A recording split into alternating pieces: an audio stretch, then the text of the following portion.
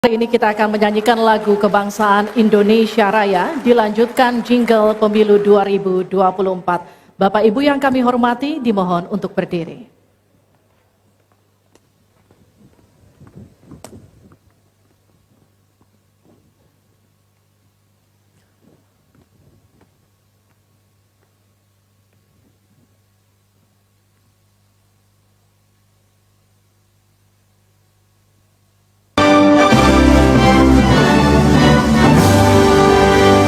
Indonesia, tanah airku, tanah tumpah darahku. Di sanalah aku berdiri, jadi pandu ibuku. Indonesia, kebangsaanku, bangsa dan tanah airku. Marilah kita bersatu, Indonesia bersatu. Hiduplah tanahku, hiduplah negeriku, bangsaku, rakyatku, semuanya. Bangunlah jiwanya, bangunlah badannya untuk Indonesia Raya. Indonesia Raya merdeka.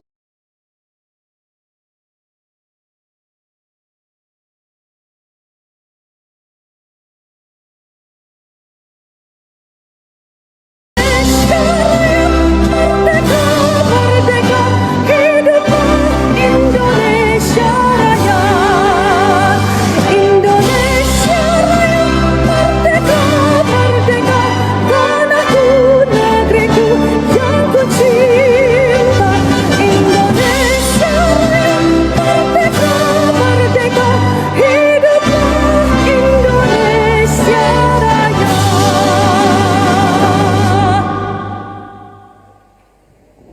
Terima kasih Bapak dan Ibu, kami persilahkan untuk duduk kembali. Mudah-mudahan dengan energizing tadi semangat kita terus membara sampai akhir. Kita mulai ya, kita mulai.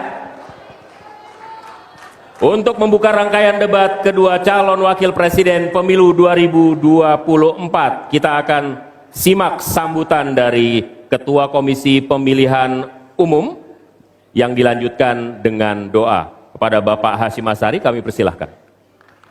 Bapak Haji Anies Rashid Baswedan dan Bapak Haji Abdul Muhaimin Iskandar.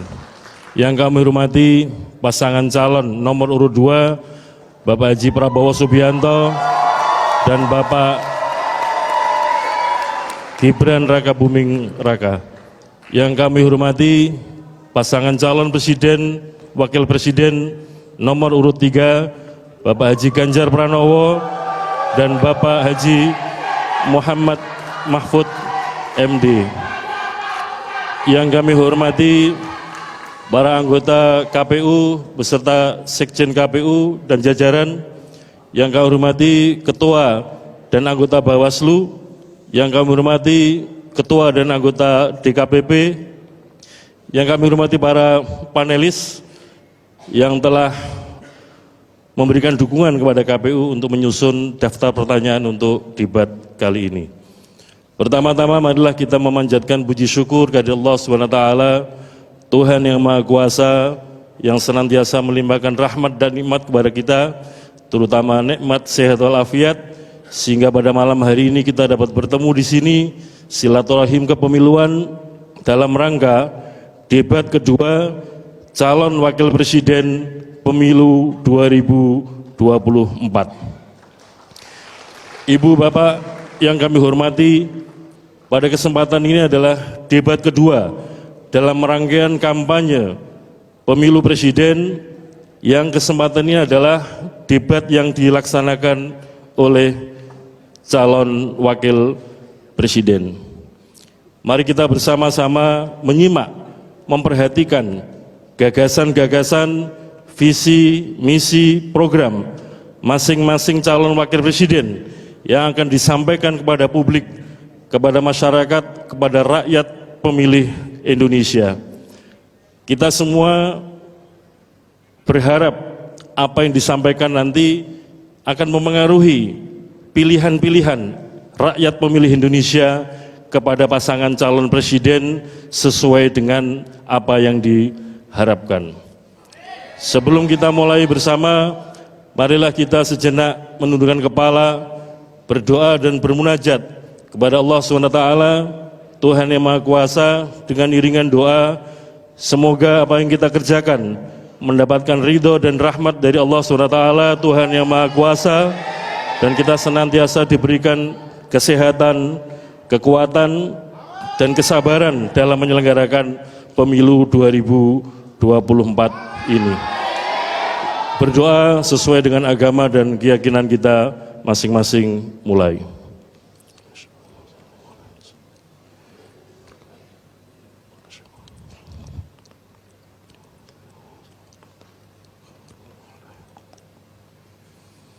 Berdoa selesai, kami ucapkan terima kasih kepada saudara moderator yang akan memimpin memoderasi debat pada debat yang kedua ini. Kami ucapkan terima kasih kepada stasiun televisi yang menyiarkan debat kedua calon wakil presiden untuk pemilu 2024. Demikian, kiranya ada yang kurang berkenan, kami mohon maaf. Assalamualaikum warahmatullahi wabarakatuh. Bapak Ibu hadirin sekalian, sebelum memulai debat kami memiliki tata tertib yang harus ditaati baik oleh hadirin yang ada di ruangan dan luar ruangan, dan juga harus ditaati oleh para calon wakil presiden yang akan berdebat malam ini. Kita simak bersama tata tertib debat berikut ini. Ketentuan debat, tata tertib sebelum debat. Pakaian yang digunakan adalah bebas, sopan, dan rapi. Setiap tamu undangan harus menjaga ketertiban, keamanan, serta kebersihan dan tidak membawa barang-barang yang dilarang serta dapat membahayakan orang lain di lokasi debat. Yang dapat memasuki area debat hanya nama-nama yang sudah terdaftar dan memiliki undangan debat. Untuk pengantar, pendamping tamu VIP hanya diperbolehkan mengantar ke area debat. Tim kampanye pasangan calon menempatkan petugas yang dapat menjaga ketertiban dan keamanan selama debat berlangsung. Ketentuan debat, tata tertib. Saat debat berlangsung, dalam debat, pendukung tidak diperkenankan membawa bahan kampanye dan alat peraga kampanye kecuali atribut yang melekat di badan. Selama acara debat berlangsung, tamu undangan wajib menjaga ketertiban dan tidak meneriakkan yel-yel, slogan, dan melakukan intimidasi dalam bentuk ucapan maupun tindakan kepada pendukung pasangan calon, moderator, dan panelis. Selama debat berlangsung, handphone, alat komunikasi dalam kondisi hening dan dilarang mengaktifkan flashlight.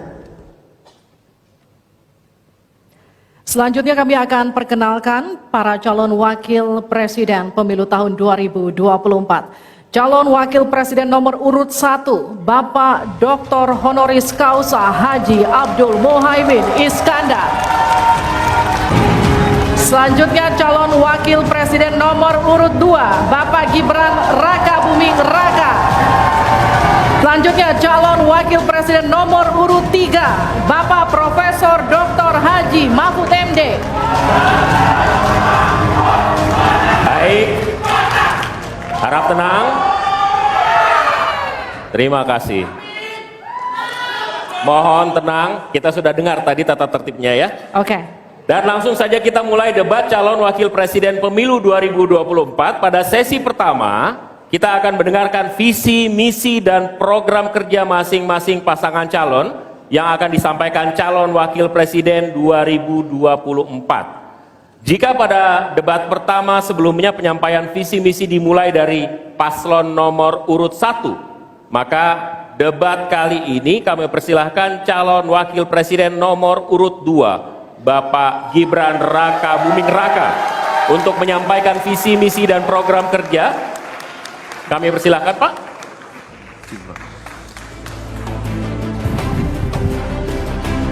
Mohon tenang. Kami butuh kerjasamanya, nanti ada waktunya tepuk tangan. Waktu Bapak 4 menit, dimulai dari saat Bapak berbicara. Silakan. Assalamualaikum warahmatullahi wabarakatuh. salam sejahtera, Shalom, Om Swastiastu, Namo Buddhaya, salam kebajikan. Indonesia ini negara besar. Kita harus mampu keluar dari middle income trap.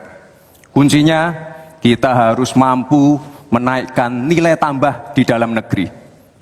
Di tengah gempuran resesi global, perang dagang, konflik geopolitik, rata-rata pertumbuhan ekonomi negara kita tetap resilient di rata-rata 5%. Pertumbuhan ekonomi yang berkualitas didukung dengan penurunan angka pengangguran, angka kemiskinan, penurunan angka Gini rasio, dan juga angka inflasi yang terkendali.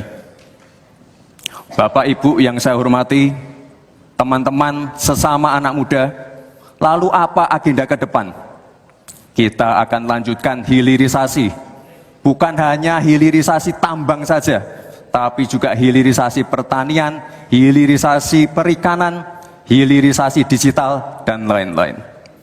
Kita lanjutkan juga pemerataan pembangunan yang tidak lagi Jawa sentris.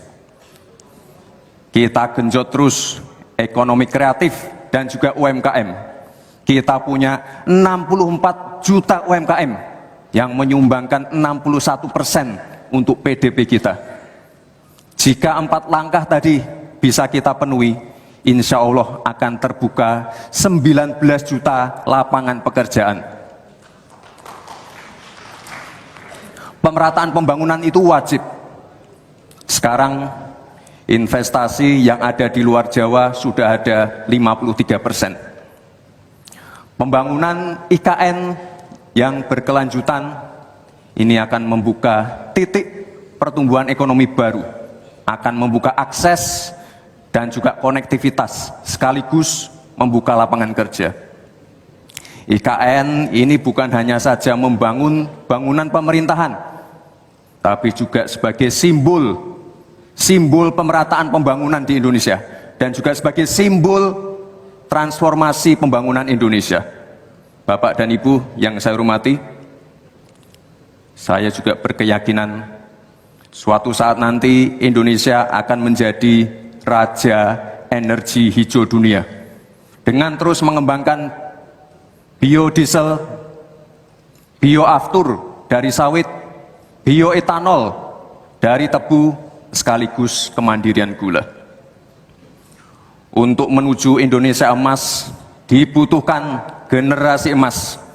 Kita harus mampu merubah future challenge menjadi future opportunity. Kita harus punya future talents yang dilengkapi dengan future skills. Untuk itu, hilirisasi digital akan kami genjot.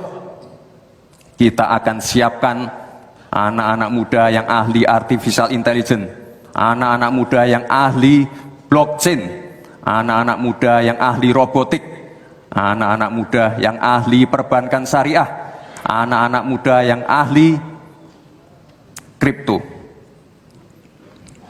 Bapak dan Ibu yang saya hormati, narasi besarnya di sini adalah keberlanjutan, percepatan, dan penyempurnaan. Terima kasih. Wassalamualaikum warahmatullahi wabarakatuh. Selamat Hari Ibu. Selamat untuk kaum perempuan hebat di Indonesia. Terima kasih. Baik, Waktu habis. terima kasih.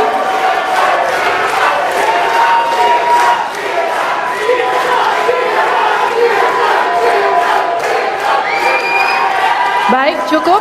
Boleh tenang? Kita lanjutkan. Cukup ya. Terima kasih Bapak Gibran Raka Buming Raka. Kami persilakan Pak Gibran untuk kembali ke tempat. Kembali dulu Pak. Harap tenang, kita lanjutkan. Selanjutnya kami persilakan calon wakil presiden nomor urut 3, Bapak Mahfud MD, untuk naik ke atas panggung dan menyampaikan visi, misi, dan program kerja. Pak Mahfud, waktu Bapak 4 menit. Kami akan mulai ketika Bapak mulai berbicara. Silakan. Assalamualaikum warahmatullahi wabarakatuh. Waalaikumsalam. Mari kita bersujud semuanya, saudara-saudara di seluruh Indonesia, kepada ibu kita, dalam rangka mengucapkan selamat Hari Ibu 22 Desember 2023 ini. Dan sesudah ini kita lanjutkan pengabdian kita kepada Ibu Pertiwi. Ada yang bertanya kepada kami, mungkin tidak Anda mentargetkan mendapat pertumbuhan ekonomi 7% di dalam 1 tahun. Karena di dalam sejarah reformasi tidak pernah sampai tumbuh sebanyak 7%. Dulu hanya itu dicapai pada tahun 89 sampai 91 di era Orde Baru. Lalu pertanyaan itu saya sampaikan kepada beberapa orang ahli. Lalu mereka mengatakan hanya karena kebodohan kita ini tidak bisa menaikkan pertumbuhan ekonomi menjadi 7% karena kita ini kaya raya dengan sumber daya alam dan sumber daya manusia yang hebat.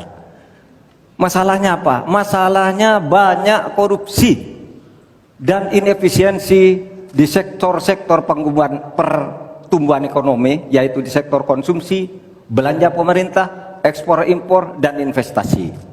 Jadi dengan demikian karena banyak korupsi, dan itu memang betul terjadi. Coba lihat, berdasar hasil SIGI, Transparansi Internasional, korupsi terjadi di lembaga legislatif, eksekutif, dan yudikatif secara besar-besaran.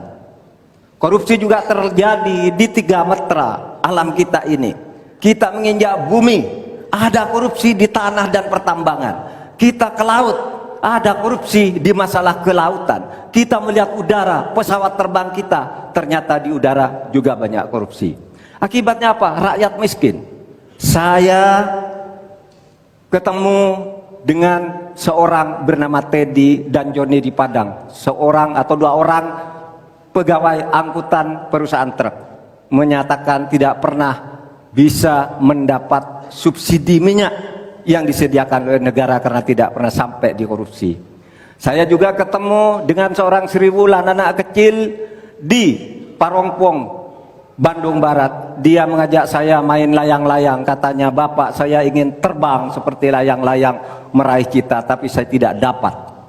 Kemudian saya ingat pulau saya, Madura. Di Madura itu kaya dengan gas alam, tetapi sampai sekarang tidak pernah dioptimalkan untuk dimanfaatkan. Maka kuncinya adalah bagaimana kita memberantas korupsi. Lalu ada yang tanya kepada saya, "Bapak, kalau Bapak jadi wakil presiden orang takut ditangkap." Saya panggil para ekonom dan para pelaku usaha, "Apa betul Anda takut kepada saya kalau saya wapres?" "Tidak, Bapak. Justru kami perlu seorang penegak hukum seperti Bapak. Karena apa? Kami kalau mau investasi di Indonesia ini diperas. Mau berusaha ini diperas. Kalau kami bayar padahal diperas, lalu ketahuan kami ditangkap katanya kami menyuap." Itulah Indonesia ini pada saat ini. Oleh sebab itu, saudara sekalian, kita harus lawan korupsi. Menimbang istilah anak muda, "Hai koruptor, kutabrak kau. Hai wir, mundur kau wir. Nggak korupsi, setabrak." Saudara sekalian, ini semua dalam rangka agar terjadi pemerataan seperti ketentuan pasal 3 Undang-Undang Dasar. Di Al-Quran disebut kaila yakuna dulatan bainal yang. Jangan biarkan kekayaan itu hanya beredar di antara orang kaya. Waktu Bapak Selesai. habis. Baik, terima kasih Pak Mahfud. Silakan kembali, Pak. Baik. Oke, mohon tenang. Selanjutnya kami akan berikan kesempatan kepada calon wakil presiden nomor urut 1, Bapak Muhaimin Iskandar, untuk naik ke atas panggung, menyampaikan visi misi dan program kerja.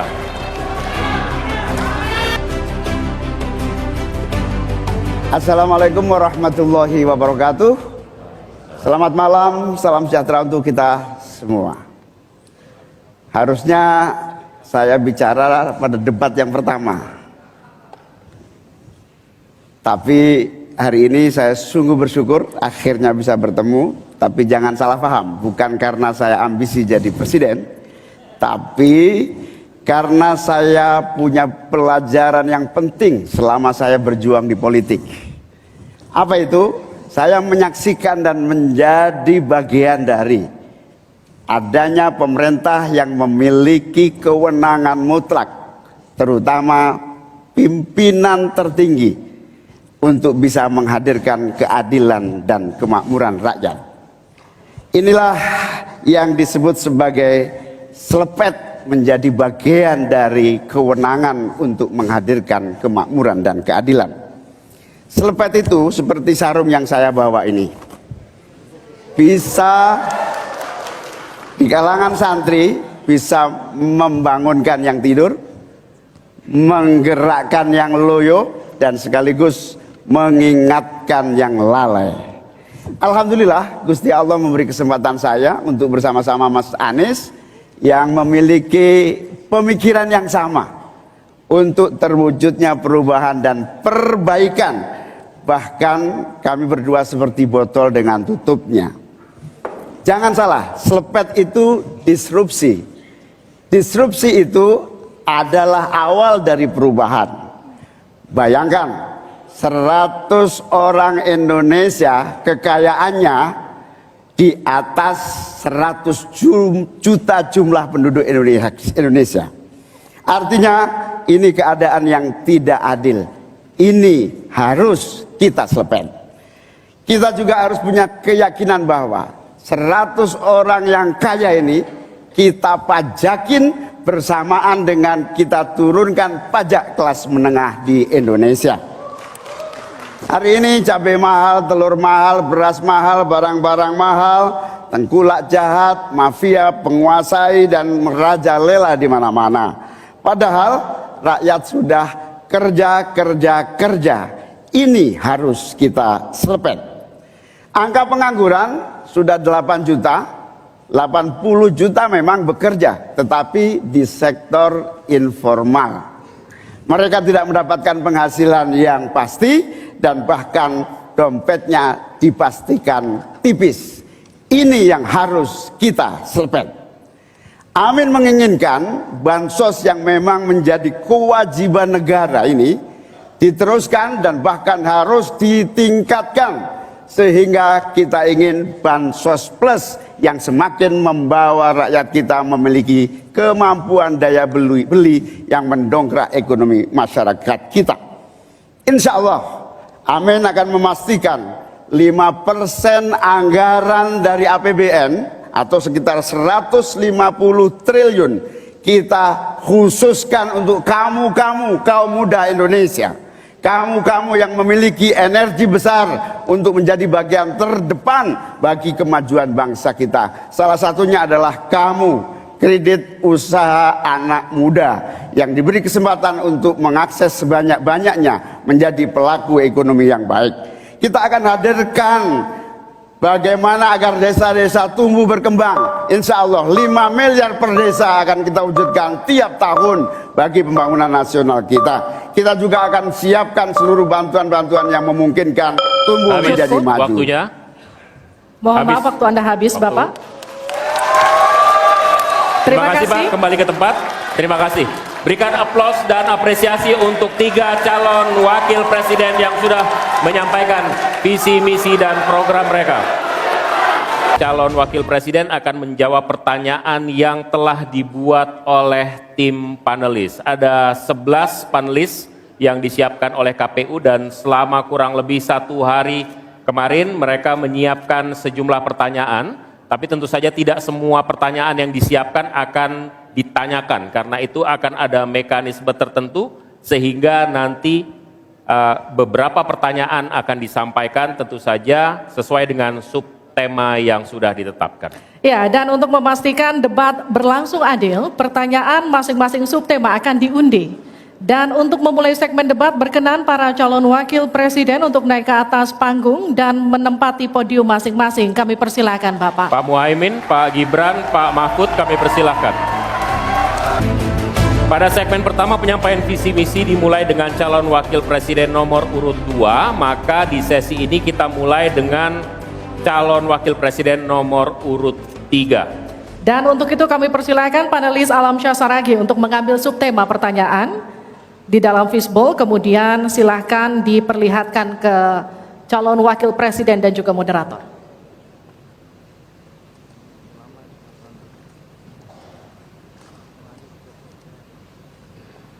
Dimasukkan ke tempat yang kosong, tidak apa-apa Pak.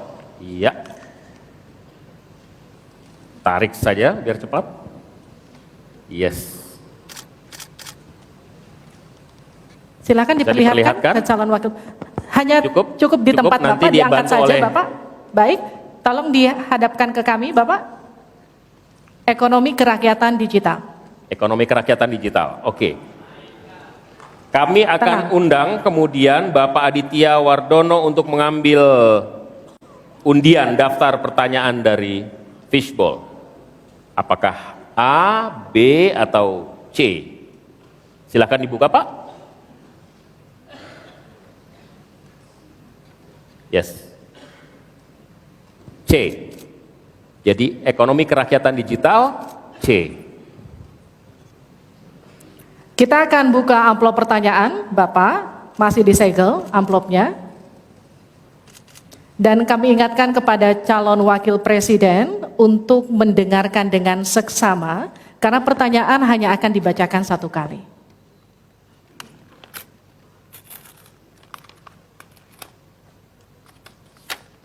Pertanyaan untuk calon wakil presiden nomor urut 3, Bapak Mahfud MD, terkait ekonomi kerakyatan dan digital. Digitalisasi membuka akses pasar yang lebih luas, tetapi juga berpotensi merugikan usaha mitra dan konsumen melalui penyalahgunaan data digital. Pertanyaannya, bagaimana kebijakan paslon untuk mengatasi hal tersebut? Waktu untuk menjawab 2 menit, dimulai sejak Bapak menjawab. Kami persilakan. Baik, kalau kebijakan data digital yang terakhir ini kita sudah punya 2 undang-undang yang baru, yaitu Undang-Undang PDP dan Undang-Undang ITE yang baru saja diresmikan. Tapi lebih dari itu, menurut saya digital atau ekonomi digital ini tidak bisa dihindarkan oleh siapapun.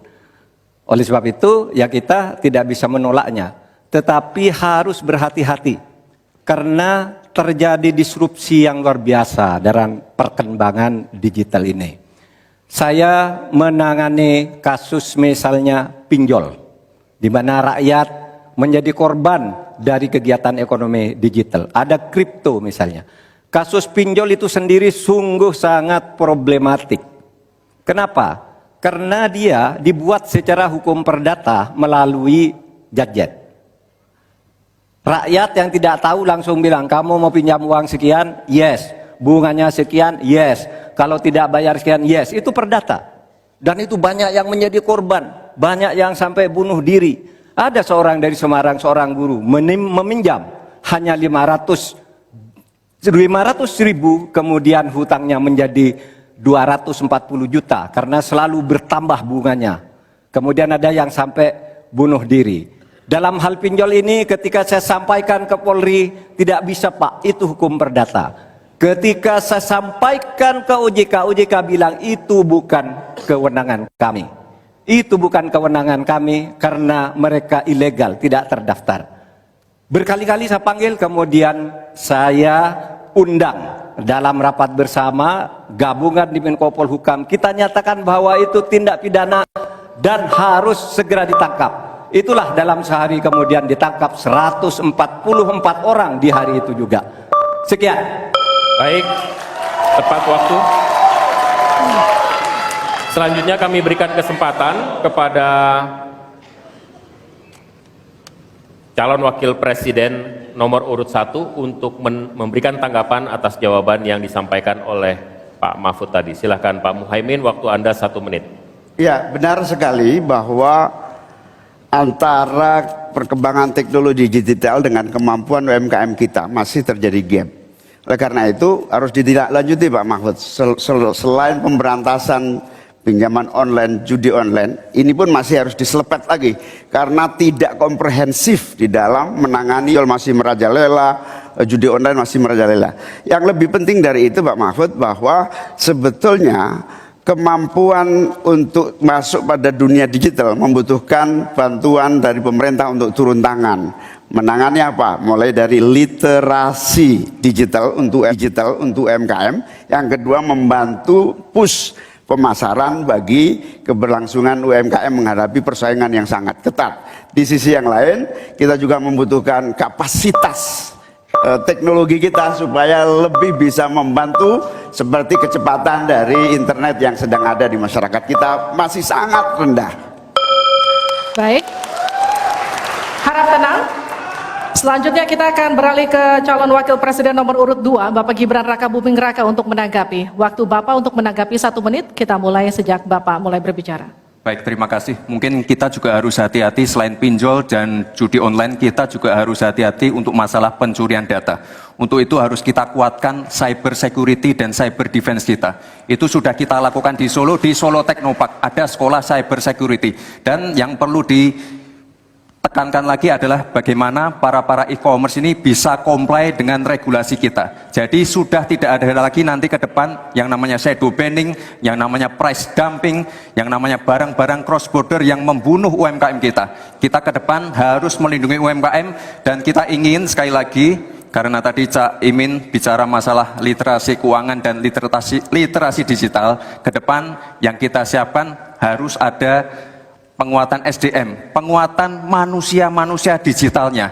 Karena itu kita ingin anak-anak muda untuk ikut andil dalam hilirisasi digital yang akan kita canangkan sebentar lagi. Mohon tenang, mohon tenang. Saya hargai jika kita semua kooperatif. Terima kasih. Saya berikan kesempatan kepada Pak Mahfud kembali untuk memberikan tanggapan atas tanggapan dari jawaban Bapak yang sudah disampaikan oleh Pak Muhaimin dan Pak Gibran. Waktu Anda 1 menit untuk menanggapi, dimulai dari Bapak menyampaikannya. Alhamdulillah, apa yang diusulkan, ditambahkan oleh Cak Imin dan Mas Gibran itu sudah ada di visi misi kami semuanya. Tinggal baca itu. Misalnya kalau bicara infrastruktur agar bisa merata tapi aman, kadangkala kita bicara infrastruktur itu hanya jembatan, rumah, gedung dan sebagainya. Padahal ada 3 infrastruktur yang harus dibangun.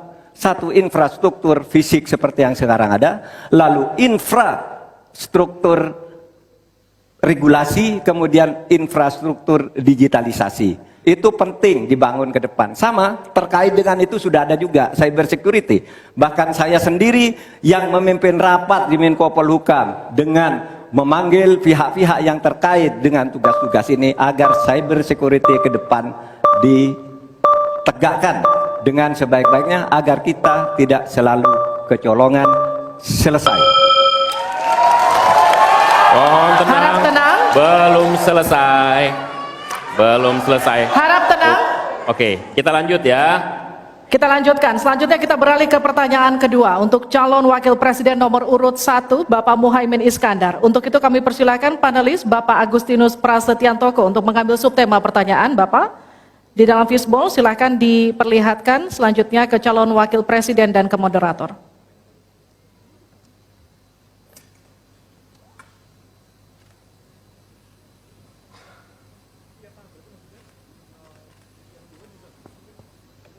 Investasi. Selanjutnya kami mengundang Bapak Fauzan Ali Rashid untuk mengambil undian huruf A, B, atau C. Kita lihat.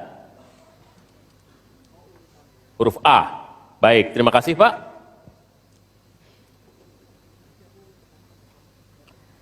Kita buka amplop sesuai dengan undian yang didapat dan kita lihat masih tersegel Bapak. Kami ingatkan kembali untuk mendengarkan dengan seksama karena kami hanya akan membacakan pertanyaan 1 kali.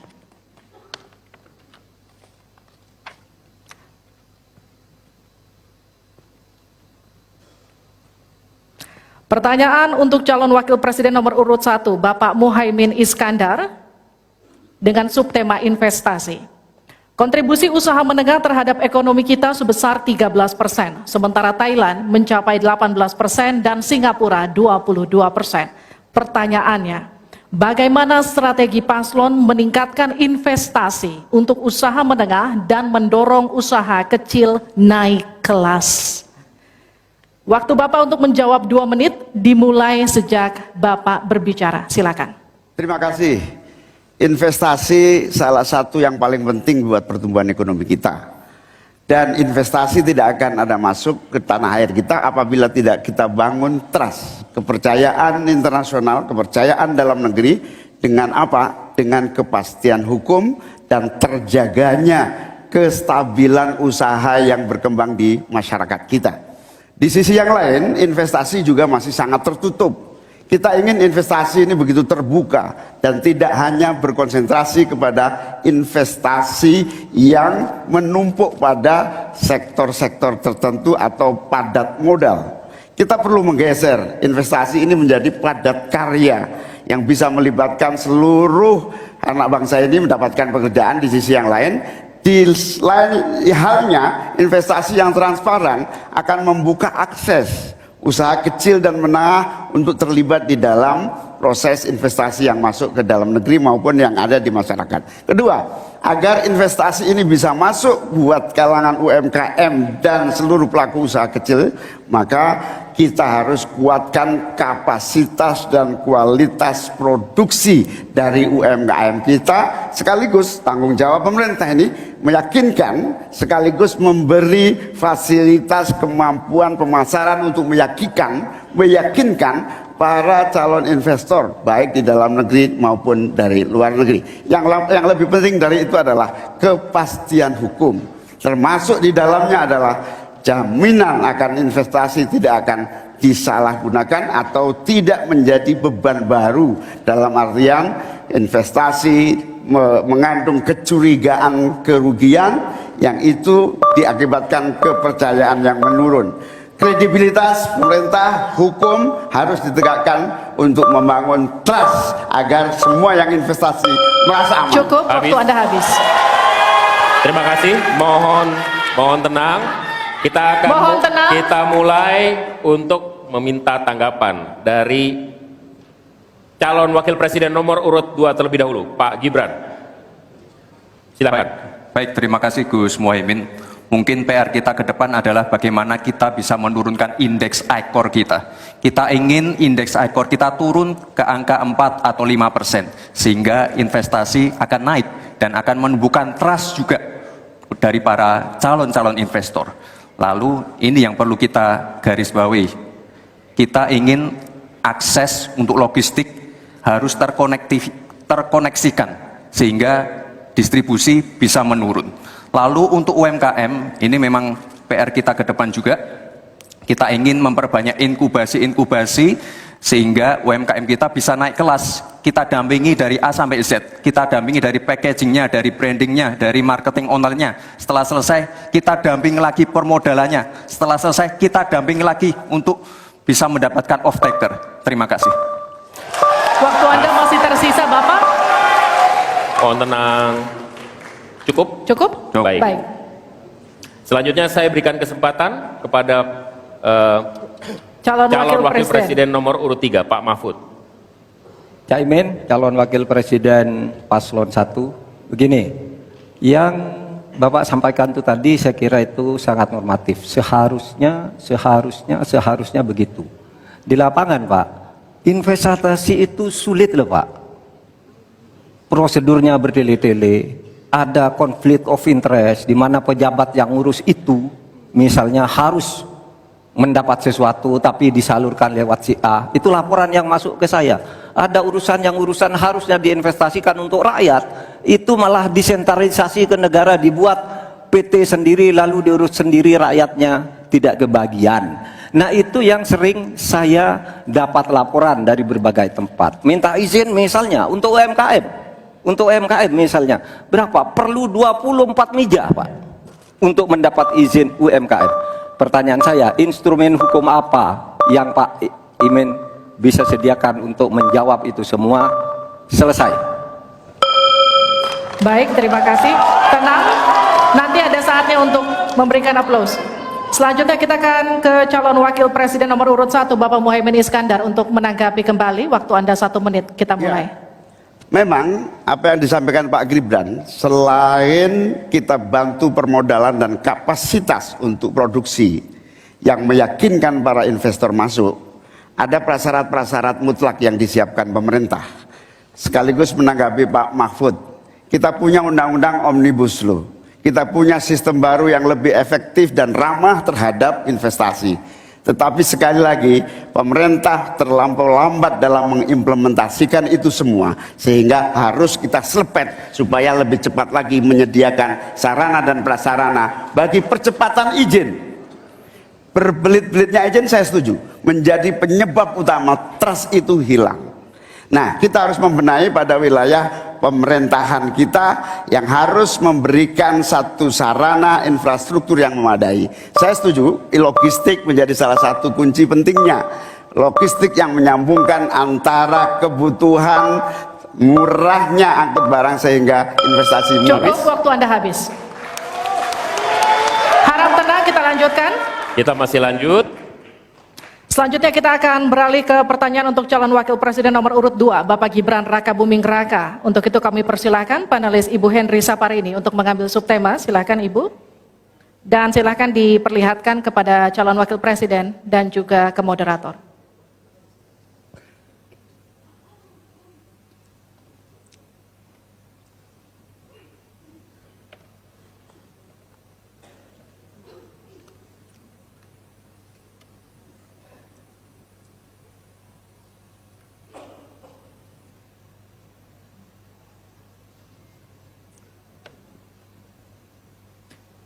Keuangan, pajak, dan tata kelola APBN APBD. Baik, untuk selanjutnya Pak Hieronymus Rowa kami mohonkan untuk mengambil undian untuk mengetahui huruf apa yang akan muncul.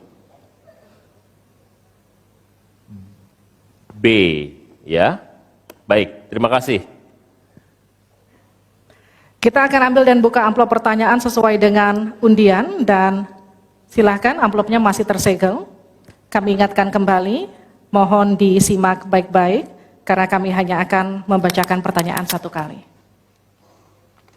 Pertanyaan untuk calon wakil presiden nomor urut 2, Bapak Gibran Rakabuming Raka.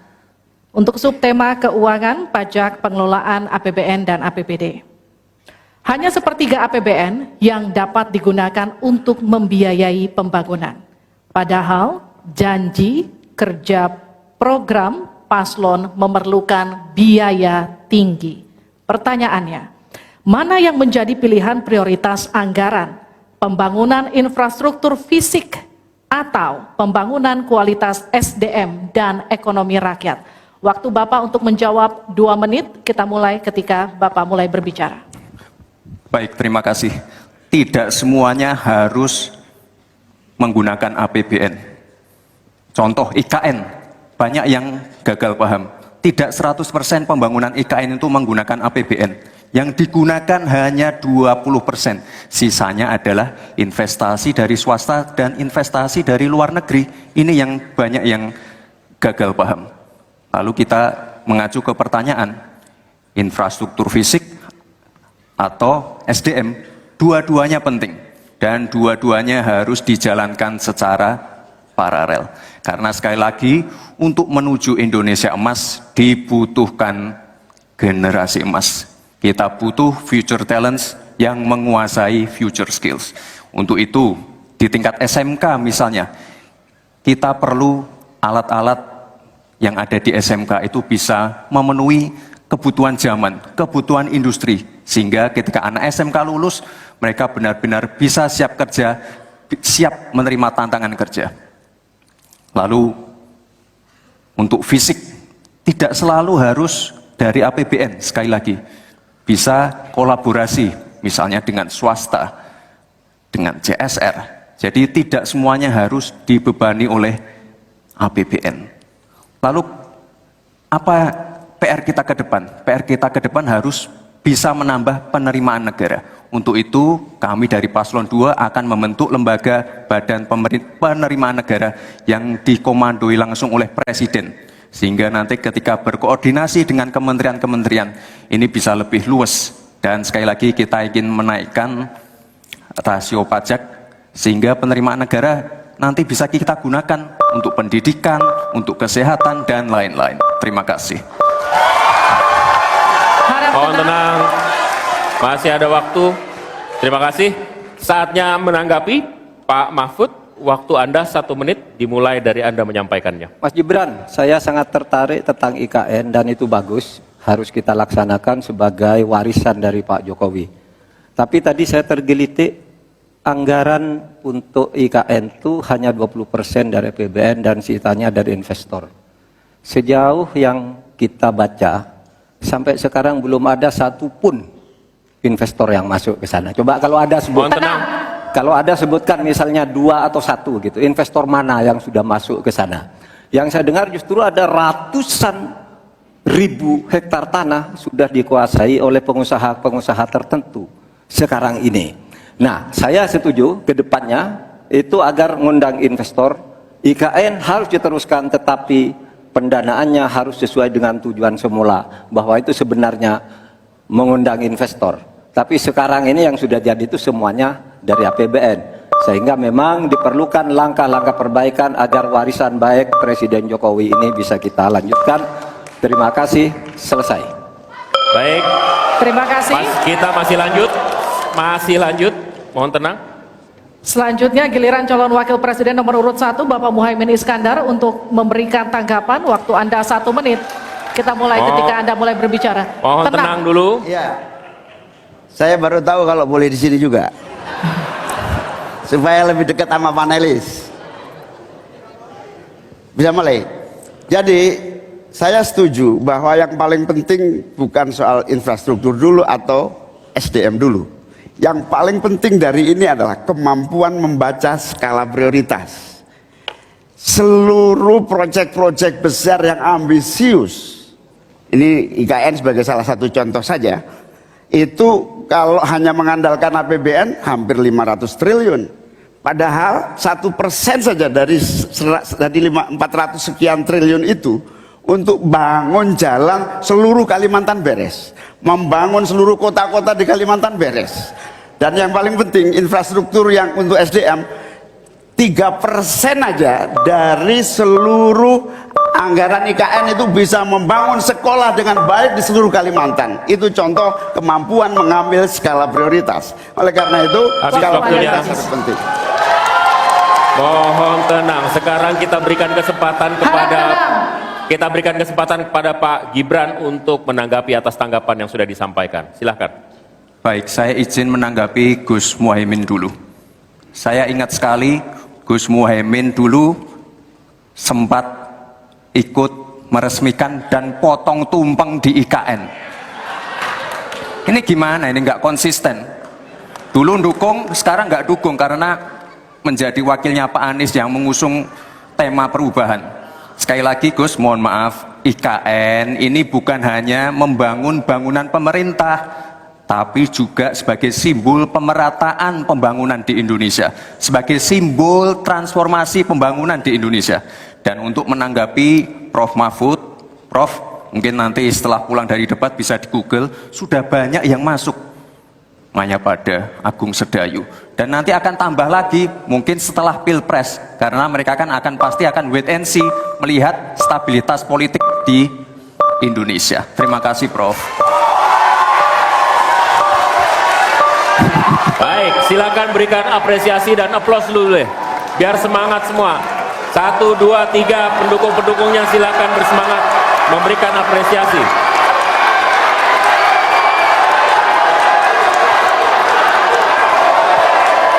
Kita masih akan lanjutkan debat ini di sesi selanjutnya, masih tentang uji panelis yang dilakukan dalam bentuk pertanyaan yang akan disampaikan. Tetaplah bersama kami di debat kedua calon wakil presiden pemilu 2024. Masih di debat kedua calon wakil presiden pemilu 2024, kami undang Pak Muhaimin, Pak Gibran, dan Pak Mahfud untuk tetap ada di podium. Kita masih akan lanjutkan pendalaman visi dan misi. Pak, silakan kembali. maju. Pak Muhaimin, Pak Mahfud, Pak Gibran, dan Pak Mahfud untuk kembali kita masih dalam podium. Sesi pendalaman visi misi program kerja. Harap tenang. Melalui pertanyaan yang telah dibuat oleh para panelis. Dan untuk segmen ini pertanyaan dimulai untuk calon wakil presiden nomor urut 1, Bapak Muhaimin Iskandar. Untuk itu kami persilahkan panelis untuk mengambil undian subtema di dalam fishbowl. Kami persilahkan Ibu Poppy Ismalina untuk mengambil dan memperlihatkan ya kepada calon wakil presiden dan moderator.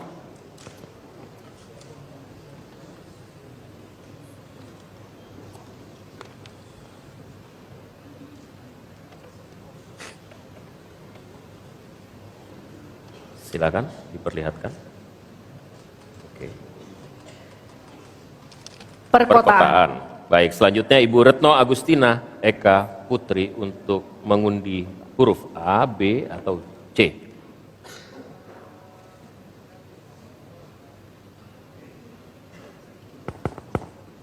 Silakan diperlihatkan huruf B.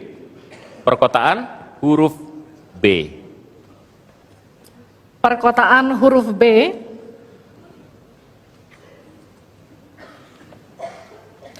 Kita akan buka amplop pertanyaan yang masih disegel.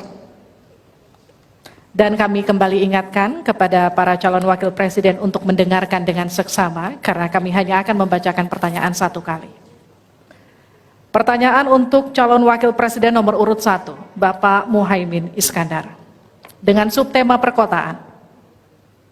56% penduduk Indonesia tinggal di perkotaan dan mencapai lebih dari 70% di tahun 2045. Permasalahan akan semakin kompleks, seperti transportasi publik, sampah, dan kawasan kumuh.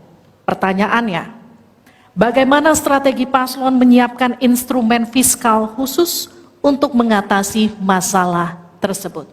Waktu Bapak untuk menjawab 2 menit. Kita mulai ketika Bapak mulai berbicara. Silakan. Terima kasih. Perkotaan ini menjadi kebutuhan untuk terus menjadi bagian dari pembangunan nasional kita. Di antara kebutuhan pokok dari perkotaan ini adalah infrastruktur yang memadai. Dan dalam kerangka agar tidak terjadi penumpukan penduduk di dalam satu perkotaan, maka pembangunan perkotaan harus dibikin merata di berbagai tempat. Kami memiliki satu tekad bahwa di dalam pemerintahan yang akan datang minimal harus dibangun 40 kota baru yang selevel dengan Jakarta. Dengan kemampuan menampung jumlah penduduk, memberikan sarana dan prasarana yang memadai, sekaligus kemampuan untuk terjaganya lingkungan yang memungkinkan untuk sehat, termasuk kehidupan yang memberikan kenyamanan bagi seluruh penduduknya, di mana perumahan tidak terlampau jauh dari pusat-pusat pekerjaan, di mana akses pendidikan bisa sampai pada yang dibutuhkan. Sementara fiskal yang dibutuhkan, kita harus pandai-pandai mengambil prioritas. Sekali lagi, kita bukan setuju atau tidak setuju IKN. Yang paling penting adalah prioritas kepemerataan dan keadilan agar terbangun kota-kota sehingga sarana air bersihnya terwujud. Balikpapan kasihan, Banjarmasin kasihan, Pontianak kasihan. Karena apa? Kota-kota ini dalam waktu singkat bisa kita sulap menjadi lebih baik. Karena apa? Fiskal yang kita sediakan dirata adilkan di masing-masing perkotaan. Terakhir, bahwa perkotaan membutuhkan pendanaan, kita harus libatkan investasi swasta yang kita beri kepercayaan lebih baik lagi. Terima kasih. Saya berikan kesempatan kepada Pak Gibran, Cawapres nomor 2 untuk menanggapi. Waktu Anda 1 menit, silahkan. Gus Muhaimin ini agak aneh ya. Pengen bangun kota selevel Jakarta tapi nggak setuju sama IKN. Tapi ya monggo lah ya, nggak apa-apa. Yang jelas untuk permasalahan perkotaan kita harus menggarap transportasi umumnya. Kita pastikan transportasi umum ini aman, nyaman, terutama bagi kaum disabilitas, lansia, dan anak-anak. Lalu kita pastikan transportasi umum ini ada digitalisasinya. Sekarang kan sudah ada teman bus. Nah ini harus kita replikasi di beberapa kota juga.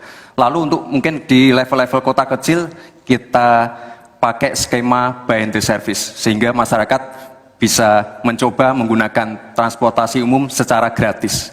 Lalu untuk masalah kumuh, nah ini perlu kolaborasi BSPS dari Kementerian PUPR, RTLH dari Pemda, dan juga CSR dari swasta. Terima kasih. Harap tenang. Terima kasih. Waktu Anda masih tersisa? Habis? Cukup. Ya. Selanjutnya calon wakil presiden nomor urut 3, Bapak Mahfud MD untuk menanggapi. Waktu untuk menanggapi 1 menit, Bapak. Kita akan mulai ketika Bapak mulai berbicara. Silakan. Ya, Cak Imin, saya agak kaget juga mau membangun 40 kota selevel Jakarta. Ya, apa itu bisa dilaksanakan 5 tahun Bapak menjadi presiden dan wakil presiden? Berapa kota dalam 5 tahun? Ini IKN aja sudah puluhan tahun baru dilaksanakan. Itu pun yang investasi baru dalam bentuk janji. Belum ada yang melaksanakan. Nah gitu kan. Lalu saudara 40. Luar biasa menurut saya. 40 kota selevel Jakarta yang sudah metropolitan seperti itu. Lalu juga pembiayaannya menurut Pak Muhaimin. Kalau nanti kita membentuk 40 kota itu, pembiayaannya itu APBN, APBD, atau perlukah lembaga khusus seperti tadi ditanyakan oleh panelis melalui moderator. Ini perlu dijawab dulu agar semuanya tidak spekulatif. Selesai. Baik. Mohon maaf waktu Anda habis. Kami akan kembalikan ke Pak Muhaimin. Mohon tenang, belum selesai.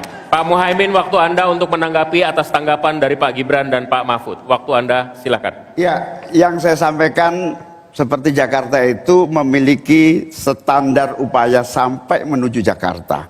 Di mana tentu kota-kota yang potensial cukup disentuh dengan beberapa anggaran yang menumbuh kembangkan. Misalnya Pontianak. 1 tahun cuma 1 triliun. Bagaimana kalau 1 tahun kita bisa investasikan pengembangan kota hingga 3 triliun, 5 triliun. APBN kita cukup. Apalagi kalau seperti yang sampaikan Pak Gibran tadi, melibatkan berbagai cara pembiayaan yang melibatkan baik itu swasta maupun CSR. Jadi apa yang saya sampaikan selevel Jakarta itu target utama. Habis. Harap tenang, nanti kita akan berikan waktu untuk aplaus. Selanjutnya kita akan beralih ke pertanyaan untuk calon wakil presiden nomor urut 2, Bapak Gibran Rakabuming Raka. Tenang. Untuk itu kita akan persilakan panelis Bapak Suharnomo untuk mengambil undian subtema kelima dalam Fishbowl. Silakan diperlihatkan ke calon wakil presiden dan ke moderator Bapak.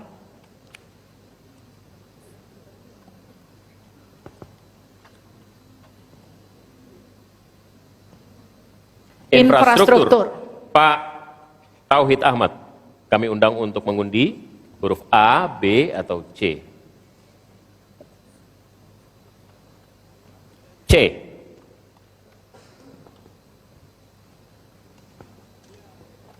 Infrastruktur huruf C. Masih tersegel Bapak.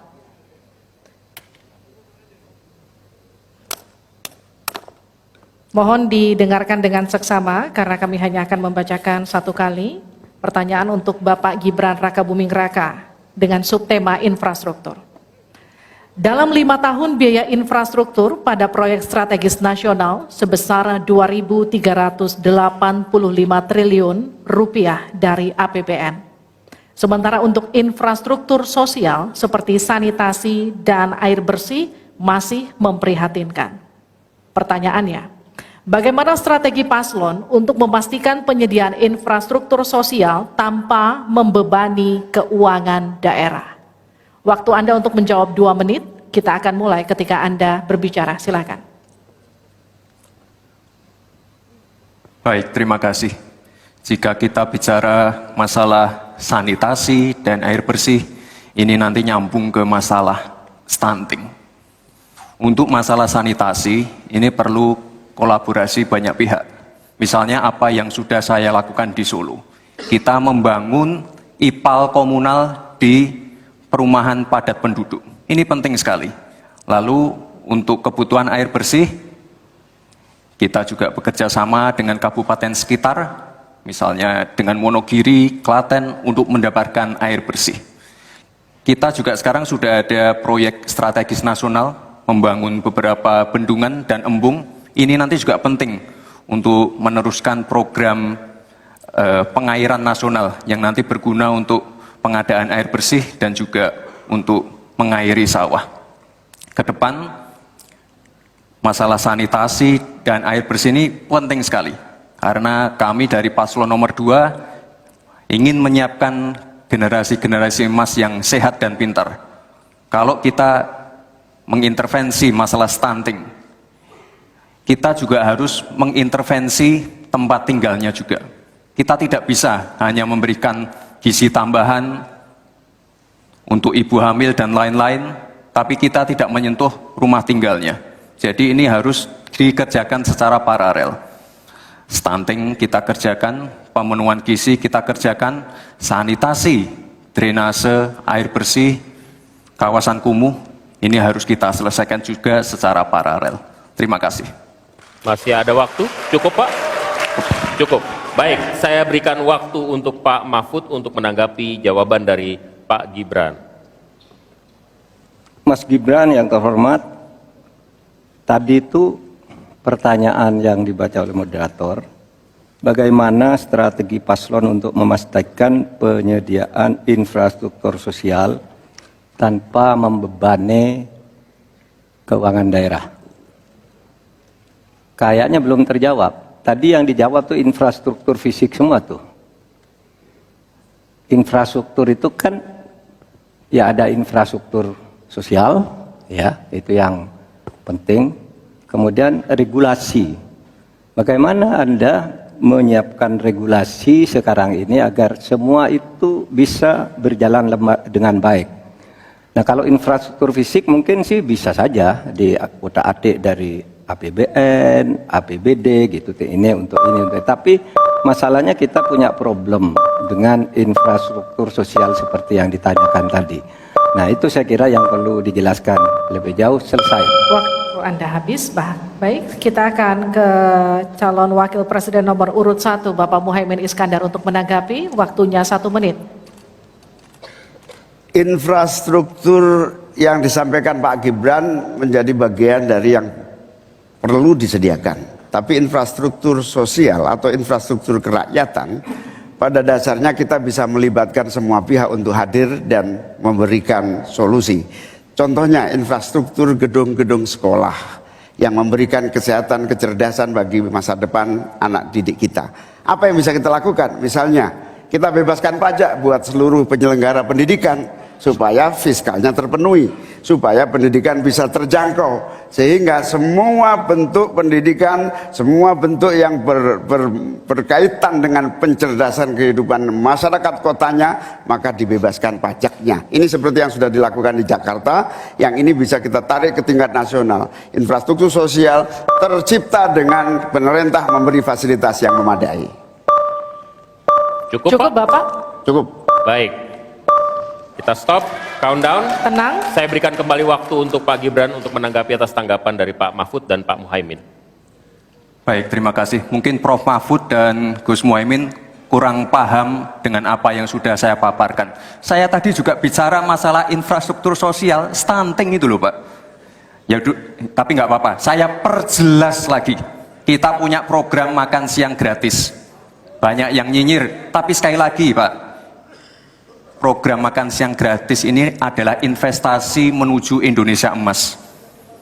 Program makan siang gratis 400T ini adalah stimulan untuk ibu-ibu, warteg-warteg, warung-warung, catering-catering yang ada di daerah.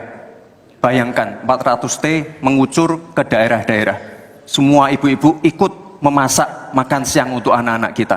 Itu Pak yang saya maksud dengan infrastruktur sosial. Program makan siang gratis, investasi ke depan untuk menuju Indonesia emas. Terima kasih. Tenang. Baik, kita masih akan lanjut. lanjutkan. Harap Kita tenang, masih kita lanjut. akan lanjutkan. Selanjutnya kita akan beralih untuk pertanyaan calon wakil presiden nomor urut 3, Bapak Mahfud MD. Untuk itu kami persilakan panelis Bapak Yose Rizal Damuri untuk mengambil undian subtema ke-6 dalam Fispol.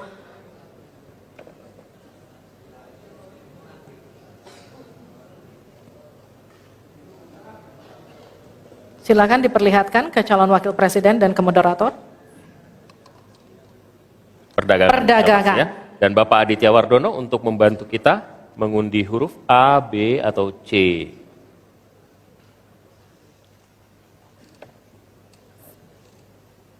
Perdagangan C. Terima kasih. Perdagangan huruf C, Pak Mahfud. Masih tersegel.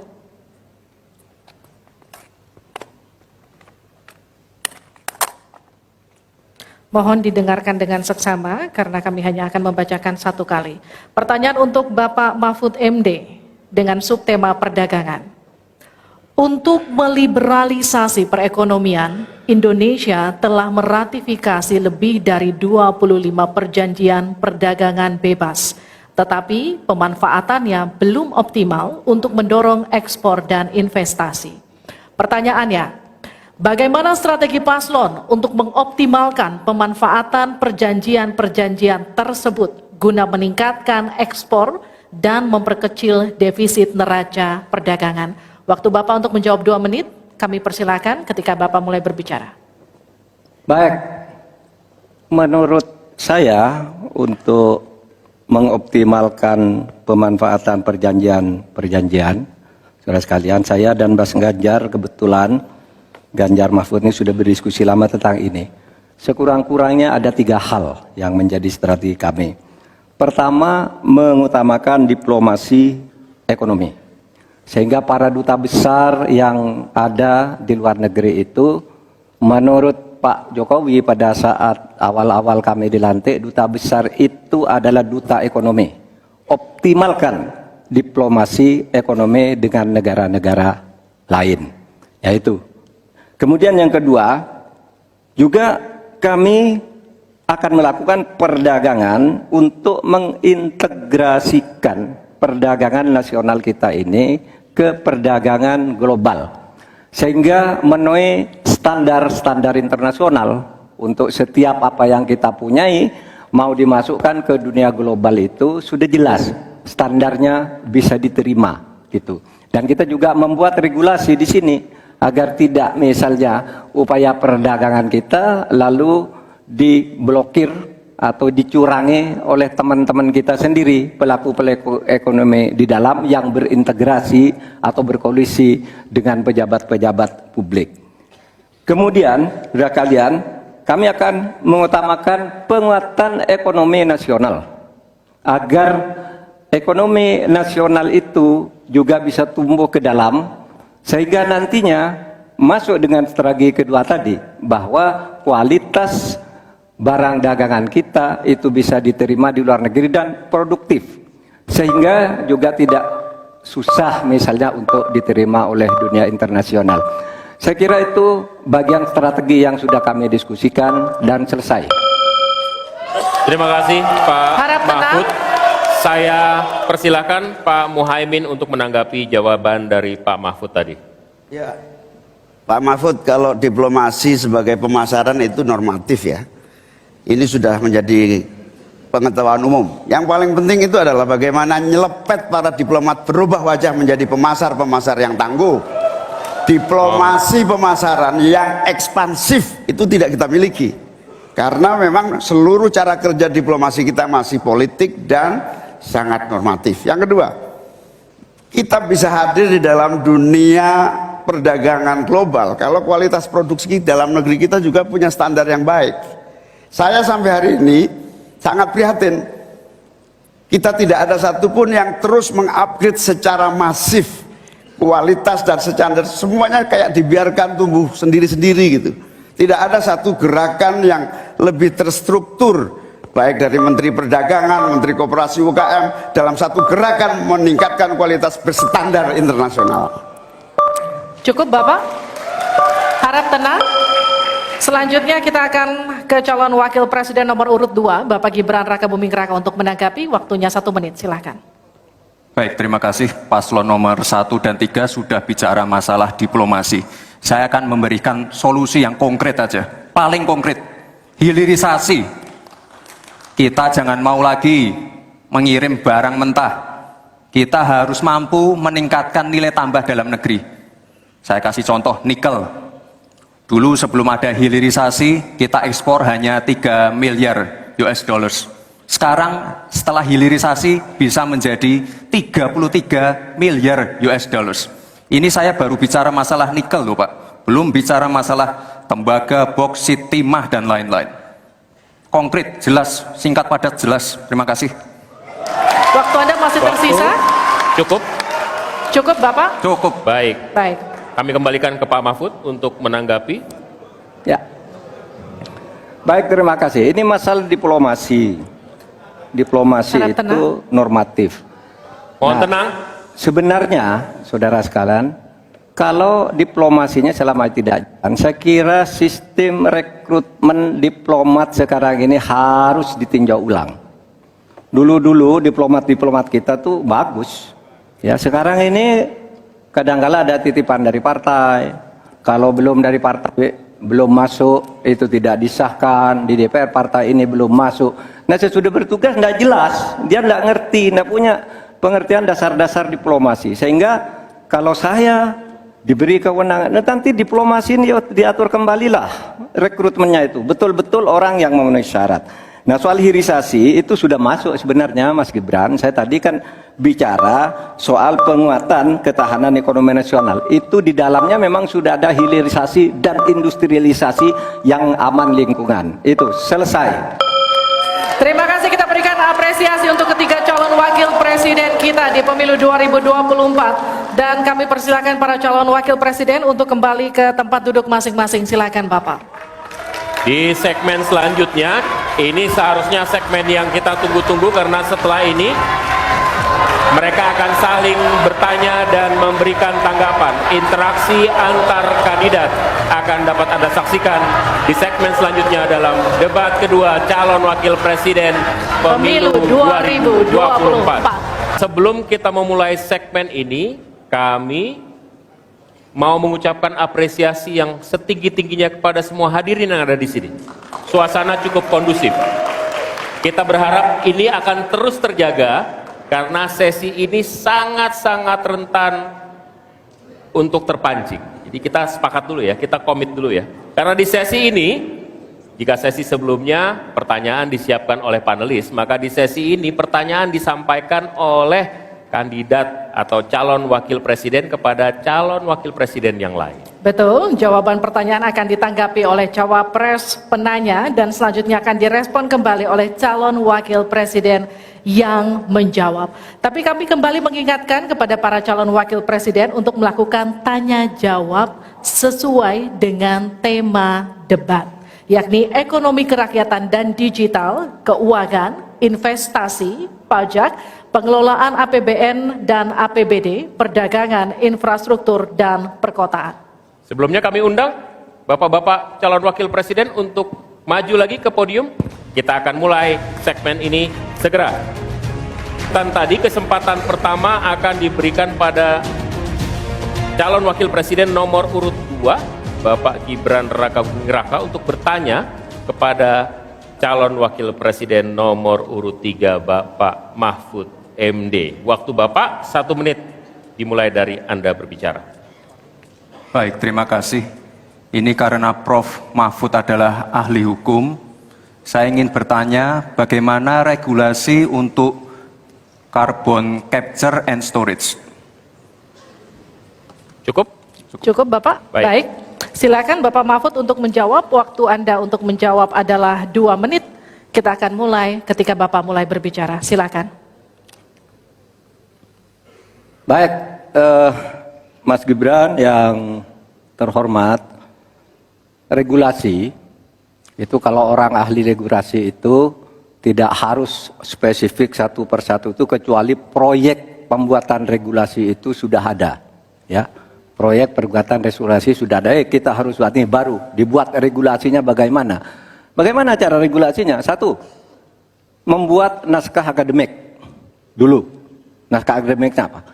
Naskah akademik itu kalau mengikuti pola yang sederhana aja, pakai aja kasus Ruktipi namanya. Kalau di dalam ilmu perundang-undangan itu, misalnya regulasi yang sudah ada bagaimana, kalau belum ada bagaimana. Kemudian opportunity-nya bagaimana. Kemudian kapasitas lembaganya bagaimana. Kemudian komunikasi publiknya bagaimana. Kemudian ideologisnya bagaimana. Itulah yang disebut procipi dan prosedur tentu saja.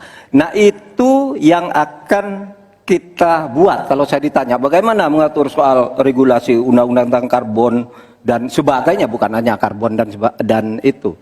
Jadi itu yang akan kita lakukan. Tetapi sebenarnya ya, yang terpenting itu bagi saya apapun yang akan kita bangun itu kan harus ada sistem pengawasan keuangan. Barangkali Mas Gibran sudah tahu atau belum tahu juga karena ini baru. Pada tanggal 9 Desember kemarin itu sudah ada sebuah sistem SIPD namanya, Sistem Informasi Pemerintahan Daerah, yang itu mengaitkan dengan APBN dan sebagainya, sehingga ada pengawasan terhadap uang itu mulai dari perencanaan, pelaksanaan sampai evaluasi dan sebagainya. Nah, itu saya kira pedoman utamanya. Selesai. Cukup. Baik. Harap tenang. Masih belum Kita selesai. lanjutkan. Ini masih belum selesai nih. Kami berikan kesempatan kembali kepada Pak Gibran untuk menanggapi. Baik, terima kasih Pak. Kalau masalah SIPD ya tentu saya tahu Pak. Saya kan wali kota Pak. Saya pasti pakai SIPD untuk perencanaan anggaran kami Pak. Tapi kembali lagi ke pertanyaan saya Pak. Pak Prof Mahfud menjawab 2 menit. Tapi pertanyaan saya belum dijawab sama sekali Pak. Apa regulasinya Pak untuk carbon capture and storage? Simple sekali Pak pertanyaan saya Pak. Mohon dijawab Pak. Dijawab sesuai pertanyaan yang saya tanyakan Pak. Nggak perlu ngambang kemana-mana Pak. Terima kasih. Baik, cukup ya Pak ya. Kita lanjutkan, silakan Pak Mahfud. Jadi begini Mas Gibran, di dalam ilmu hukum, misalnya saya tanya kepada Anda sekarang ya, bagaimana cara membuat aturan tentang antariksa nasional? Anda pasti tidak tahu. Jawab sekarang coba kalau pasti tidak tahu. Karena Harap tenang. karena hukum itu perlu masalahnya dulu apa yang mau dibuat. Itulah kemudian dibuat naskah akademik menurut peraturan yang sekarang ada. Di dalam Perpres itu disebutkan buat naskah akademik. Nah, akademik itu nanti dinilai bersama lalu dibahas gitu rame-rame. Nah, naskah akademik itulah yang akan menentukan bagaimana prosedur, kemudian bagaimana sebenarnya materi-materi yang diperlukan untuk itu. Apakah ini sudah ada yang ngatur cuma namanya berbeda atau tidak. Nah, itu semua kalau Anda tanya gimana sih cara membuat peraturan, ya gampang, sesederhana itu aja. Kalau Anda ditanyakan hal baru, jadi buat naskah akademik, kita diskusikan. Nah, itu sebuah prosedur karena Anda bicara membuat hukum. Selesai. Baik. Tenang. Harap tenang. Kita lanjutkan. Kalau tadi kita sudah melihat bagaimana calon wakil presiden nomor urut 2 berhadapan dengan calon wakil presiden nomor urut 3, kini adalah kesempatan untuk calon wakil presiden nomor urut 3 berhadapan dengan calon wakil presiden nomor urut 1. Silakan Pak, waktu Anda. Bertanya 1 menit. Kami persilakan Pak Mahfud. Baik, Bapak Cawapres Pak Mohaimin, saya melihat ya di dalam visi misi Anda itu ada rayaan ICOR 45. Efisiensi akan meningkat. Nah, Pak, kalau itu bisa dicapai seperti di tahun 89-91, maka pertumbuhan ekonomi kita ini bisa mencapai 7% lah. Kalau 4 saja, Anda punya visi targetnya itu ekornya 4-5. Padahal pertumbuhan dengan 4 saja itu bisa 7% pertumbuhan ekonomi nasional. Sehingga dengan demikian saya kok jadi ingin tahu kenapa di dalam visi misi Anda tingkat pertumbuhan yang ditargetkan hanya 5-65. Kok tidak berani 7? Kalau 4 apalagi sampai 5, seharusnya berani sampai 7. Selesai. Silakan, waktu Anda 2 menit. Terima kasih. Kalau membuat target pertumbuhan bisa saja 7-8% bisa saja. Tetapi yang ingin kita wujudkan adalah pertumbuhan yang berkualitas dan inklusif. Di mana setiap pertumbuhan itu memiliki apa yang disebut sebagai dampak langsung di dalam penyerapan tenaga kerja, di dalam peningkatan pendapatan masyarakat, di dalam satu percepatan pemerataan pembangunan. Target 5,5 sampai 6% itu dengan kalkulasi agar kalau kita tidak terlampau realistis, kita khawatir ujung-ujungnya utang luar negeri lagi. Utang luar negeri yang terlampau banyak ini mengakibatkan beban bukan hanya pemerintahan hari ini, tetapi juga anak turun kita akan mengalami banyak beban utang yang panjang. Salah satunya adalah bagaimana agar APBN kita sehat. Sekarang saja prosentasi 3.000 triliun APBN aja untuk membayar utangnya cukup tinggi, sehingga mengurangi tidak kurang dari 20% APBN kita untuk membayar utang luar negeri. Sehingga target yang berjumlah 5,5% sampai 6,5% itu realistis, yang akan tidak membebani bagi proses pembangunan kita di masa yang akan datang.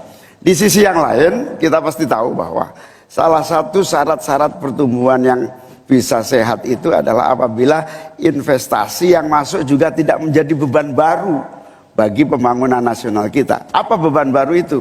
Yaitu tingginya tanggungan bunga-bunga yang harus, terutama kalau utang G2G, yang menjadi beban berat bagi APBN kita hari ini dan di masa-masa yang akan datang. Cukup Bapak? Baik, selanjutnya dipersilakan untuk Pak Mahfud MD untuk kembali menanggapi, waktunya 1 menit, silakan Bapak. Ya begini Pak, kami Ganjar Mahfud itu mentargetkan pertumbuhan ekonomi kita itu 7%. Itu hitung-hitungannya mudah, tadi saya sudah sebut di pertama. Betapa saya menyelamatkan korupsi yang diurus kantor langsung saya aja 677 triliun. Itu kalau dibagi ke UMKM, itu luar biasa. Kemudian yang ditemukan oleh ICW sejak tahun 2014 yang sudah inkrah korupsi itu berapa? 233,7 triliun. Nah ini kalau kita pangkas melalui penegakan hukum yang benar, ini bisa mencapai 7. Tapi Anda menyimpang dari rumus yang selama ini terjadi. Kalau Anda berani dengan ekor 4 saja, Anda pasti bisa 7%. Pasti bisa 7%, apalagi 4 sampai 5. Lah ini Anda menargetkan segini, tapi pertumbuhan ekonominya cuma 5,6. Secara matematis agar kurang cepat selesai. Silakan ditanggapi. Harap tenang. Ditanggapi Ya. Pak Muhaimin. Tentu saya sangat setuju. Bukan hanya pemberantasan korupsi yang membawa pemasukan bagi APBN kita, menjaga kebocoran APBN kita, tetapi juga pendapatan negara bukan pajak yang juga menjadi bagian dari andalan. Akan tetapi kita juga harus realistis bahwa 7% itu bisa jadi cuma omong kosong, di mana kenyataannya setelah APBN kita jalan sampai hari ini aja 5% yang diterapkan oleh pemerintah hari ini juga masih mengalami banyak kontraksi. Dalam arti utang luar negeri masih menjadi andalan utama, sekaligus kita juga menyaksikan bagaimana 5% itu realnya di lapangan tidak sampai 5%. Sehingga saya khawatir kalau target 7% itu dipaksakan, ujungnya bukan pertumbuhan yang sehat tetapi pertumbuhan semu yang keropos. Baik. Tenang, kita lanjutkan. Ya. Interaksi antara 3 dan 1 sudah selesai. Sekarang giliran interaksi antara 1 dan 2. Pak Muhaimin silahkan bertanya kepada Pak Gibran dan kemudian akan ditanggapi. Waktu Anda 1 menit untuk bertanya. Terima kasih Pak Gibran. Pak Gibran ini telah berhasil menjadi wali kota sekaligus pengusaha yang sukses.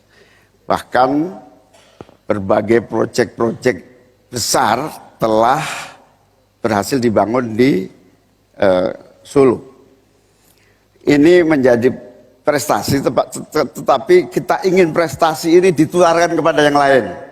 Saya ingin Pak Gibran menyampaikan tips and tricks agar bupati, wali kota, dan pemerintah daerah yang lain bisa belajar agar proyek-proyek besar bisa dimasukkan di kota Solo. Bagaimana caranya ini? Tenang. Cukup? Cukup. Baik. Cukup. Silahkan waktu Anda. Pak Gibran, waktu Anda 2 menit untuk menanggapi. Baik, Gus Muhaimin, saya jelaskan ya. Sekarang Indonesia itu sudah memulai yang namanya pemerataan pembangunan. Yang dibangun bukan hanya Solo saja. 53% investasi kita sudah ada di luar Jawa. Kalau kita pengen fair ya Gus. Jumlah Mohon tenang, mohon tenang. jumlah proyek, jumlah anggaran yang digelontorkan ke Solo sebelum saya jadi wali kota itu lebih besar. Saya tahulah ini arah pertanyaannya kemana, tapi yang jelas ini Gus, apa yang sudah dibangun, yang kita lihat bukan bangunan fisiknya saja, tapi kita lihat impact-nya ke warga.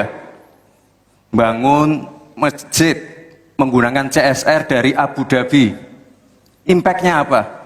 UMKM kita sekarang melesat, wisata kita melesat. Kemarin waktu Idul Fitri, kunjungan wisatawan ke Solo melebihi Jogja, itu impact-nya. Lalu kita lihat, kita punya kebun binatang Solo Safari, tidak pakai APBN. Masjid tidak pakai APBN. Tapi impact-nya apa? Impact-nya ke masyarakat. Jadi yang kita lihat ini Gus, tidak perlu tendensius seperti itu. Kita lihat impact-nya ke warga seperti apa? UMKM meningkat, kesejahteraan meningkat, lapangan pekerjaan terbuka. Itu yang kita lihat Gus. Jadi tidak melihat, oh ini dia anak emaskan. Enggak. Pemerataan pembangunan itu sudah terjadi di mana-mana, bukan hanya di Solo. Dan itu fakta loh Gus. Proyek di Solo sebelum saya menjabat itu lebih banyak. Fakta itu. Terima kasih. Harap tenang, kita akan lanjutkan. Masih lanjut ini. Silakan Pak Muhaimin untuk menanggapi, waktunya 1 menit. Ya, yang saya tanyakan belum dijawab. Saya itu tanya tips and triknya agar investasi ataupun proyek-proyek besar bisa di sana. Sebab saya lihat itu ada 32 proyek pemerintahan pusat, ada juga berbagai program-program yang luar biasa, patut kita banggakan.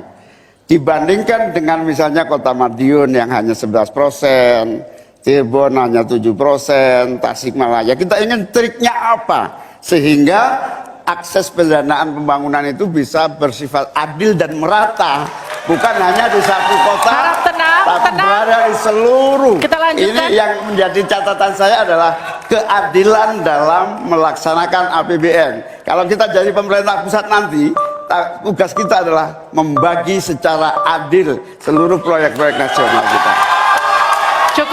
Cukup. Silakan Pak Gibran untuk menanggapi. Waktunya 1 menit, silakan. Mohon tenang. Baik Gus, saya jawab lagi. Sebelum ada proyek dari pusat masuk, kita ya, para wali kota ya, harus menyiapkan yang namanya readiness kriteria. Kalau nggak ada itu, nggak mungkin proyek itu masuk. 2, kita sebagai wali kota harus menyiapkan hal-hal non-teknis. Relokasi, nego dengan warga-warga, bantaran sungai, bantaran rel kereta api. Itu Gus, 1. Lalu kita juga harus berkolaborasi, tidak semuanya pakai APBN.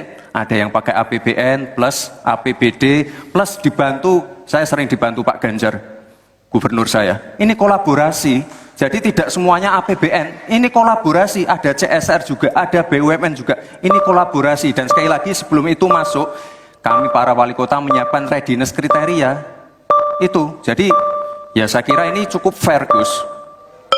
Ayo mana pendukung? Tenang. Apresiasinya.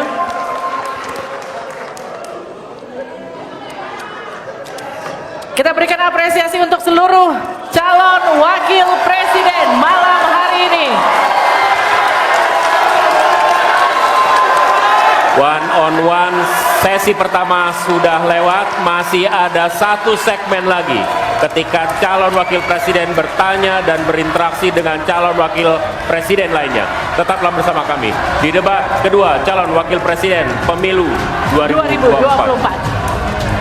Kembali bersama kami di debat kedua calon wakil presiden pemilu 2024.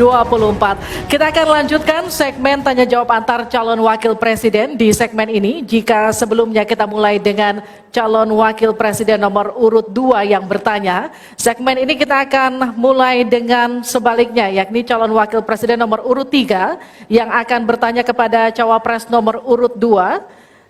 Namun kami akan kembali mengingatkan kepada para calon wakil presiden untuk melakukan tanya jawab sesuai dengan tema debat malam hari ini, yakni ekonomi, kerakyatan dan digital, keuangan, pajak, pengelolaan APBN dan APBD, investasi, perdagangan, infrastruktur, dan perkotaan. Untuk itu kami undang kembali Silakan para Bapak-Bapak. calon wakil presiden untuk kembali menempati podium masing-masing.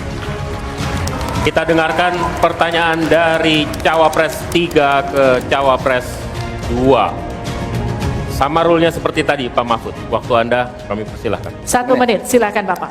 Baik, terima kasih moderator. Anda mengingatkan agar kembali ke tema debat. Karena tadi pertanyaannya itu carbon capture itu nanti debat keempat tanggal 21 Januari. Tapi saya tahu itu kan untuk menghindari tidak adanya regulasi sekarang ini agar tidak lagi terjadi penggundulan karena food estate seperti yang terjadi. Saya sekarang mau bertanya dalam topik ini. Di dalam visi dan misi Anda disebut kalau rasio pajak dinaikkan menjadi 23%. Dalam simulasi kami, angka itu hampir tidak masuk akal.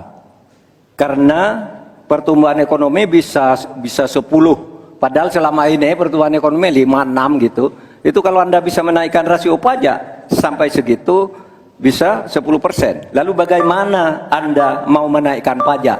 Orang mau insentif pajak aja orang tidak ngambil. Terima kasih. Assalamualaikum warahmatullahi wabarakatuh. Waalaikumsalam warahmatullahi wabarakatuh. Silakan Cawapres nomor urut 2 untuk menjawab, waktu Anda 2 menit. Prof. Mahfud, yang namanya menaikkan rasio pajak dan menaikkan pajak itu beda. Satu, gimana caranya menaikkan penerimaan pajak atau menaikkan rasio pajak? Saya tadi sudah bilang di segmen sebelumnya, kita akan membentuk badan penerimaan pajak dikomandoi langsung oleh Presiden, sehingga akan mempermudah koordinasi dengan kementerian-kementerian terkait. Itu. Jadi DJP dan Bea Cukai akan dilebur jadi satu, sehingga fokus dalam penerimaan negara saja, tidak akan mengurusi lagi masalah pengeluaran. Lalu sekali lagi digitalisasi penting. Saya melihat di Kementerian Keuangan juga sudah menyiapkan, tapi mungkin aplikasinya masih pada tahap testing and enrichment. Kita melihat sudah ada core tax system yang akan disiapkan. Ini nanti akan mempermudah proses bisnis, mempermudah proses administrasi, memperbaiki pelayanan pajak. Misalnya sekarang nanti ketika sistemnya itu keluar, ketika kita akan melaporkan SPT tahunan, kita tidak perlu lagi mengisi dan menghitung karena sistemnya sudah pre-populated, sehingga tinggal klik, tinggal konfirmasi, selesai. Mempermudah. Lalu untuk masalah pertumbuhan ekonomi, Pak, tadi saya bicara masalah hilirisasi, bicara masalah investasi. Sekali lagi Pak, tadi saya baru bicara masalah nikel, kita belum bicara masalah tembaga, boksit, timah, tembaga, bioetanol, bioaftur, biodiesel. Kita kalau serius ya Pak ya, kita benar-benar bisa menjadi raja energi dunia Pak. Tapi kita harus serius dan harus fokus dan harus ada keberlanjutan dan penyempurnaan. Matur nuwun Prof. Mahfud. Harap tenang, kita lanjutkan. Kita beri kesempatan kepada Bapak Mahfud MD untuk menanggapi. Waktunya 1 menit, silakan Ya, Bapak. Mas Gibran yang terhormat, apa sih perbedaan antara penerimaan pajak dan tax ratio? Anda bicara 23%, 23% dari apa ini? Kalau Anda bicara bahwa beda antara penerimaan pajak dan rasio atau tax rasio pajak. Kan kalau persen kaitannya dengan PDB. Apa 23% dari APBN atau apa? Kalau 23% dari APBN itu salah. Karena sekarang aja sudah 82%. Dengan tax rasio sekarang hanya 10,5, sumbangan terhadap APBN itu 20%. Saya ingin tanya, 23% itu dari apa? 23% dari PDB atau dari APBN atau apa untuk menaikkan pajak? Hati-hati loh. Rakyat itu sensitif kalau pajak dinaikkan. Karena kita sudah berkali-kali nawarkan tax amnesty, juga tidak jelas hasilnya. Kemudian tax pajak itu, insentif pajak sudah ditawarkan oleh pemerintah. Benar tidak Pak yang mau? Karena diperas-peras juga jadi alat nego di kantor pajak. Nah oleh sebab itu ini harus jelas. 23% dari apa selesai. Silakan. Harap tenang. Masih lanjut, Tenang, kita masih lanjut. lanjut. Silakan. Pak, yang saya klarifikasi tadi adalah tax ratio dan menaikkan pajak, Pak. Itu beda. Kita ini tidak ingin berburu di dalam kebun binatang. Kita ingin memperluas kebun binatangnya. Kita tanami, binatangnya kita gemukkan. Artinya apa? Membuka dunia usaha baru. Sekarang NPWP, yang punya NPWP ini baru 30%. Artinya apa? Kita harus melakukan intensifikasi dan ekstensifikasi. Saya tahu pasti pada negatif thinking. Kita tidak akan memberatkan UMKM yang di bawah omsetnya 500 juta, pajaknya 0. Pengen modal 200 juta, kur, tanpa agunan, nggak ada yang memberatkan, Mbak. Terima kasih. Baik. Baik. Harap tenang, kita lanjutkan. Tenang, kita lanjutkan. Kali ini saya akan mempersilahkan untuk calon wakil presiden nomor urut 1 untuk memberikan pertanyaan ke calon wakil presiden nomor urut 3. Bapak Muhaimin Iskandar, waktu Anda untuk bertanya adalah 1 menit. Saya persilakan. Terima kasih Pak Mahfud yang saya hormati. Pemasukan negara itu salah satunya adalah dari kepemilikan lahan yang luas. Banyak kepemilikan lahan yang berlebihan. Akumulasi kekayaan hanya di segelintir orang dan selalu menjadi topik yang belum pernah selesai sampai hari ini. Pertumbuhan ekonomi yang tinggi hanya dinikmati oleh segelintir orang karena akses kepemilikannya juga terbatas. Pemerataan menjadi kata yang tidak bermakna. Maka saya ingin pendapat Pak Mahfud, bagaimana mewujudkan keadilan sosial dimulai dari pemerataan kepemilikan tanah, akses dan lahan. Karena kalau sampai hari ini begitu, maka tidak akan pernah ada kemampuan rakyat untuk mengakses modal ekonomi. Terima kasih. Baik, silakan Pak Mahfud untuk menjawab. Waktu Anda untuk menjawab 2 menit, kami persilakan Bapak. Caimin, itu diskusi sudah lama. Sejak zaman Bung Karno itu dulu mengeluarkan undang-undang land reform, redistribusi lahan itu tadi, yang sampai sekarang itu tidak jalan meskipun undang-undangnya masih berlaku. Kenapa? Lagi saya katakan, ini pada aparat, pada kedisiplinan kita, pada penegakan hukum kita. Itu masalahnya sebenarnya. Coba sekarang ini, kalau data yang pernah saya dengar dari Pak Prabowo beberapa tahun lalu, 1% penduduk menguasai 75% lahan. 99% penduduk berebut mengelola hanya 20% lahan sisanya. Memang timpang. Oleh sebab itu upaya-upaya pemerataan itu harus terus dilakukan. Nah caranya, saya sebelum masuk ke caranya tadi, caranya tentu kita lihat fakta yang ada di lapangan. Betapa sekarang ini banyak lahan itu diperoleh secara kolusi yang tidak jelas. Saya pernah dikritik, Pak, kenapa ini pemerintah ini sekarang kok lahannya tidak jelas, diserahkan ke orang semua, rakyat tidak kebagian. Saya tanya, mana daftar lahan? Saya minta ke Kementerian Pertanian. Oh, ini dibuat tahun sekian, ini tahun sekian, ini tahun sekian, tahun sekian. Saya tahu di mana masalahnya dan siapa yang membuat ini. Ini yang harus ditertibkan. Apalagi sekarang lahan-lahan ini tiba-tiba diduduki orang. Diduduki orang sampai puluhan tahun, negara diam aja. Bahkan mau diberi ampun.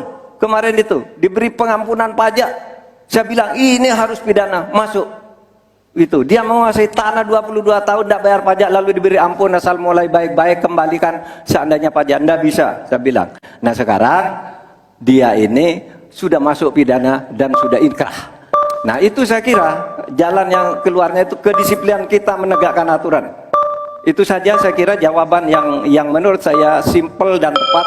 Selesai. Baik, silakan Pak Muhaimin untuk memberikan tanggapan dari jawaban Pak Mahfud tadi. Terima kasih. Yang disampaikan Pak Mahfud kurang satu hal saja, yaitu harus ada political will, kemauan politik yang sungguh-sungguh, sekaligus memanfaatkan instrumen hukum yang memadai. Saya ingat debat Pilpres 5 tahun yang lalu ada komitmen untuk membagi lahan dengan menggunakan land reform dengan istilah menurut waktu itu kita istilahkan dengan distribusi kepemilikan lahan. Sehingga yang ingin saya tegaskan dari jawaban Pak Mahfud tadi adalah instrumen hukum harus dipakai secara optimal, diikuti dengan kemauan dan kesungguhan politik, bukan hanya retorika politik. Oleh karena itu agar tanah-tanah yang dikuasai oleh segelintir orang terdistribusi dan rakyat ikut menikmati, terutama untuk lahan-lahan pertanian yang lebih produktif. Terima kasih. Silakan langsung ditanggapi Pak Mahfud, waktu Anda. Ya, memang begitu kan, dari program yang kami lakukan, kita akan melakukan redistribusi tanah. Dulu dalam 5 tahun terakhir ini bahkan ada kan pembagian tanah untuk rakyat agar merata. Lalu ada 1 juta sertifikat. Setahu saya 1 juta sertifikat itu memang sudah dibagi, tetapi itu untuk mereka yang memang sudah menempati tanah itu. Menempati itu lalu diberi sertifikat. Lahan yang lain itu belum dibagi terhadap orang yang belum punya. Nah itulah yang akan kita kerjakan besok dalam rangka redistribusi tanah itu. Itu betul Pak Muhaimin, betul 100% bahwa masalahnya political will. Di antara political will yang paling penting itu adalah penegakan hukum. Political will untuk menegakkan hukum itu adalah kuncinya. Aturannya semua sudah ada, tapi kemudian bocor di mana-mana, tidak jalan di mana-mana. Banyak tanah orang tidak pernah dijual, tiba-tiba dirampas orang lain dan dia tidak berdaya. Nah itulah masalahnya, Cak Imin. Selesai. Tuntas. Terima kasih. Kita lanjutkan. Tenang. Tenang. Kita lanjutkan. Sekarang adalah waktu untuk cawapres nomor urut 2 bertanya dengan cawapres nomor urut 1. Bapak Gibran Rakabuming Raka, Anda dipersilakan untuk bertanya kepada Bapak Muhaimin Iskandar. Waktu bertanya 1 menit, saya persilakan. Baik, terima kasih. Karena Gus Muhaimin ini adalah ketua umum dari Partai PKB, saya yakin sekali Gus Muhaimin paham sekali untuk masalah ini. Bagaimana langkah Gus Muhaimin untuk menaikkan peringkat Indonesia di SGIE? Terima kasih. SGIE. Cukup Bapak? Bapak Gibran cukup? Cukup. Baik, silakan. Bapak Muhaimin untuk menjawab, waktu Anda menjawab 2 menit, kami persilakan. Terus terang SGIE saya nggak paham. SGIE itu apa? Tenang. Stop. Ada lagi pertanyaan atau ini waktu Anda untuk memberikan jawaban, waktunya 2 menit. Oke. Kalau Anda menggunakan untuk bertanya, waktu akan habis. Tidak apa-apa? Tidak apa-apa karena Oke. saya tidak pernah mendengar istilah SGIE itu. Siap. Waktu Kami persilakan. di stop, kita alihkan ke Pak Gibran. Waktu Anda 1 menit. 1 menit. Baik, Gus, kita kan sedang fokus mengembangkan ekonomi syariah, keuangan syariah. Otomatis kita harus ngerti juga masalah SGIE. SGIE itu adalah State of Global Islamic Economy. Misalnya sekarang yang sudah masuk peringkat 10 besar adalah makanan halal kita, skincare halal kita, fashion kita. Nah, itu yang saya maksud, Gus. Dan ya mohon maaf kalau pertanyaannya agak sulit ya Gus, terima kasih. Harap tenang. Tenang. Mohon kerjasamanya. Waktu Anda, Pak Muhaimin, 1 menit untuk menanggapi. Terima kasih. Memang pertanyaan ini sungguh penting karena Indonesia dengan jumlah umat Islam yang terbanyak di dunia, sekaligus bukan saja sebagai pasar ekonomi syariah, pasar pariwisata halal, pasar perbankan syariah, tetapi sekaligus punya potensi menjadi pusat ekonomi syariah dunia. Nah, posisi kita yang masih di bawah ini membutuhkan langkah-langkah penting agar yang disebut SGIE ini menjadi kita menaikkan peringkat kita. Ada beberapa hal yang bisa kita lakukan. Yang pertama, yang harus dilakukan pemerintah adalah menyiapkan seluruh perangkat regulasi agar tumbuh kembang seluruh industri halal, termasuk bagaimana membantu sertifikasi secara murah bahkan gratis, terutama bagi UMKM kita. Habis waktunya, kita berikan aplaus terlebih dahulu kepada 3 calon wakil presiden yang sudah berinteraksi. Boleh dong, kalau ada berikan waktunya kita apresiasi. kasih apresiasi yang meriah. Untuk ketiga cawapres malam hari ini yang telah melakukan sesi tanya jawab dan juga saling menanggapi. Sudah Baik. ada tiga fase yang kita lewati, menyampaikan visi dan kemudian Harap tenang. program kerja, kemudian menjawab pertanyaan dari panelis dan berinteraksi satu sama lain. Masih ada satu sesi lagi yang kita sisakan, memberikan pernyataan penutup. Tapi itu nanti kita tahan dulu, kami akan kembali di debat kedua calon wakil presiden pemilu 2024. Kembali bersama kami di debat kedua calon wakil presiden pemilu 2024. Ini adalah segmen terakhir di debat kedua malam hari ini. Ya, di sesi ini sebelumnya kita undang dulu para calon wakil presiden kita untuk hadir di depan podium. Pak Kami Muhaimin, undang kembali. Pak Gibran, kami masih menunggu Pak Mahfud. Silahkan maju ke podium.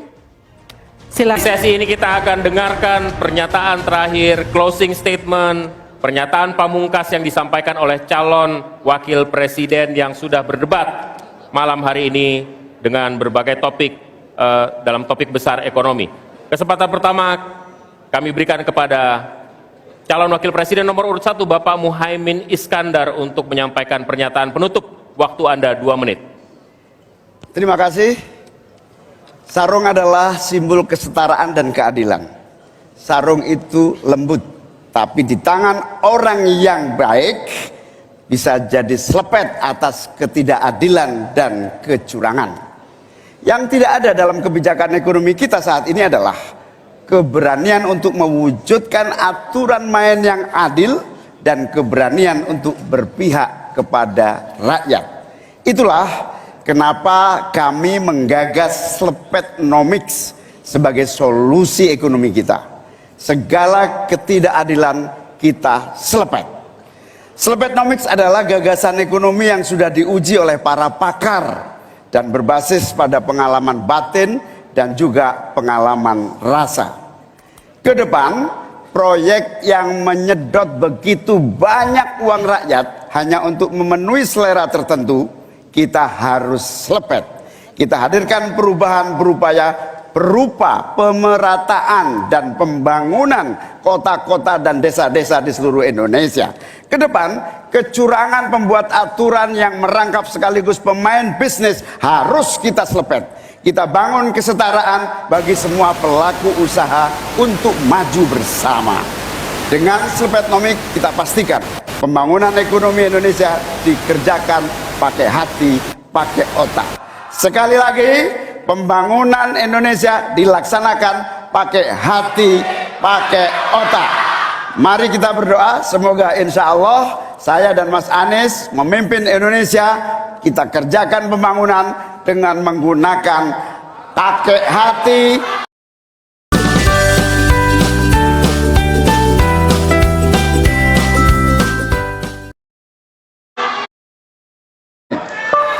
Baik. Ingin dimanfaatkan waktunya cukup Bapak? Kita lanjutkan ke calon wakil presiden nomor urut 2, Bapak Gibran Rakabuming Raka untuk menyampaikan pernyataan penutup. Waktunya 2 menit, kami persilahkan Bapak.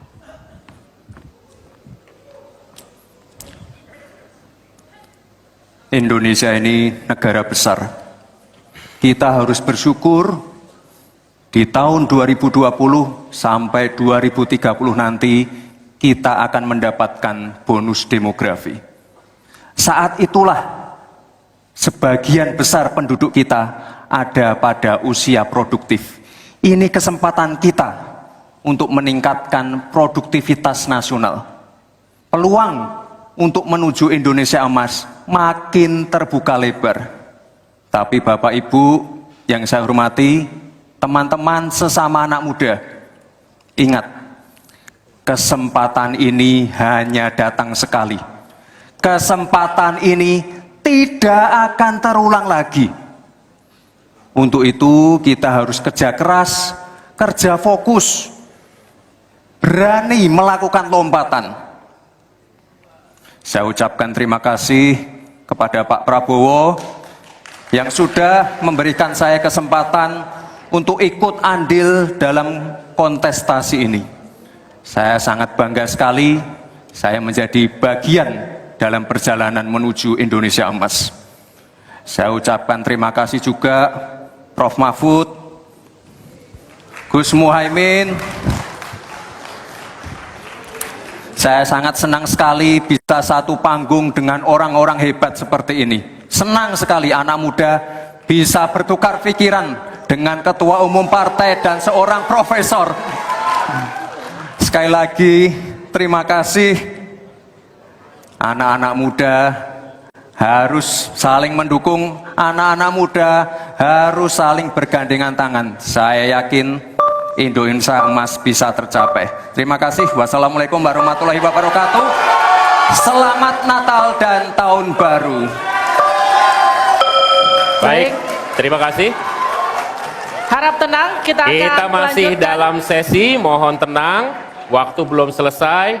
Kami persilakan selanjutnya calon wakil presiden nomor urut 3 Bapak Mahfud MD untuk menyampaikan pernyataan Saudara-saudara seluruh bangsa Indonesia, kami Ganjar dan Mahfud ingin memastikan untuk menyelenggarakan negara yang bersih melalui penegakan hukum tanpa pandang bulu.